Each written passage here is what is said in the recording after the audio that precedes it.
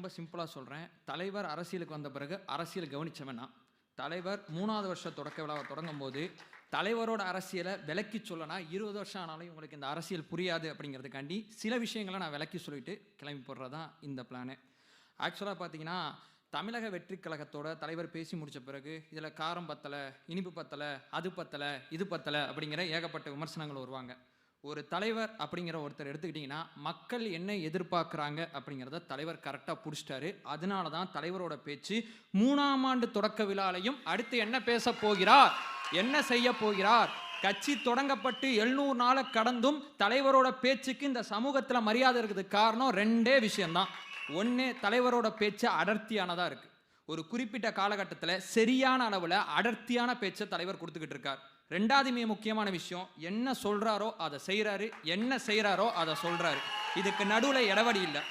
இதான் பேட்டனா, இதை பிடிச்சிக்கலாமா, பிடிச்சா மக்கள் கவனிப்பாங்களா அப்படின்னு நினச்சிங்கன்னா, என்ன சொல்கிறாரோ அதை செய்கிறாரு, என்ன செய்கிறாரோ அதை சொல்கிறாரு. உங்கள் ஜீனில் அது இல்லவே இல்லை, உங்களால் இதை ஒருபோதும் செய்ய முடியாது.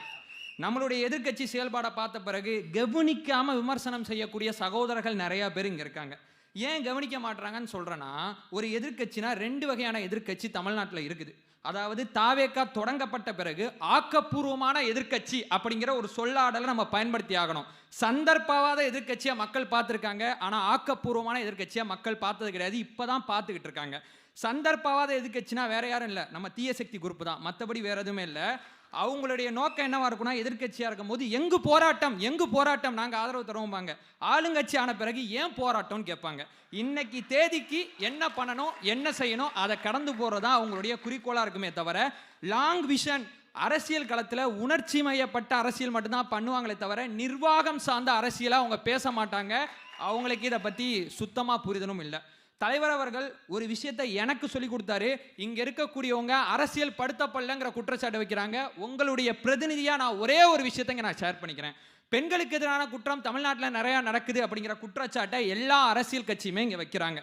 ஆனால் தமிழக வெற்றி கழகத்தோட தீர்வு மையப்படுத்தி ஒரு அரசியல் இருக்குது பார்த்தீங்களா, இது வரைக்கும் நாங்கள் யாரும் கவனிச்சது கிடையாது. அதனால தான் இவருடைய ரசிகர் பின்னாடி நிற்கிறோம்னு நினைக்காதீங்க.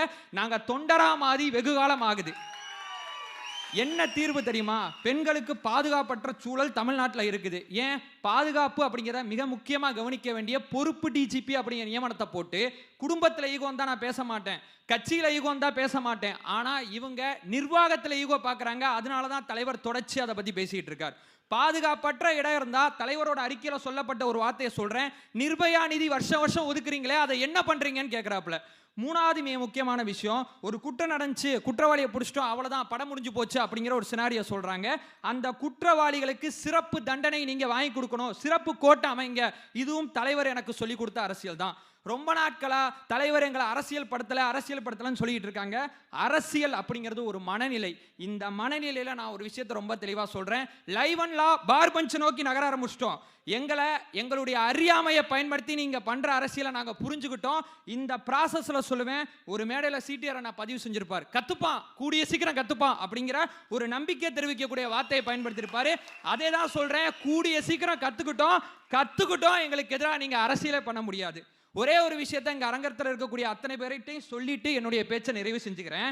ஆக்சுவலாக பார்த்தீங்கன்னா தலைவரை பொறுத்தவரையும் இந்த கட்சியை பொறுத்தவரையும் ஒரே ஒரு சொல்லாடலை நம்ம ஃபாலோ பண்ணோம்னா 2026 அப்புறம் 2027 வரும்ல, தலைவர் இங்கே முதலமைச்சராக 4ஆம் ஆண்டு தொடக்க விழாவை நம்ம ஃபாலோ பண்ணுவோம். தனக்கு ரொம்ப ரொம்ப ரொம்ப ரொம்ப முக்கியமான விஷயம், தனக்கு அங்கீகாரம் நம்ம இலக்கு கிடையாது, தலைவருக்கு அதிகாரம் அப்படிங்கிறதா நம்மளுடைய இலக்காக இருக்க முடியும். ஒரு இலக்கு இருக்கு, தனித்தனியா ஓடாம இலக்கு எல்லாத்தையும் ஒன்று சேர்த்து மையப்புள்ளியை நோக்கி ரொம்ப தெளிவா ஓடுவோம்.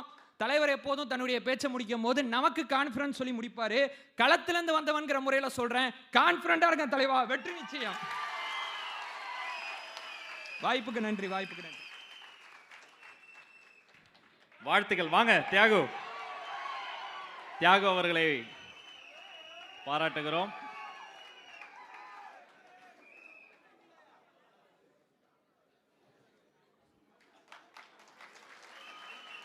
வாழ்த்துக்கள்.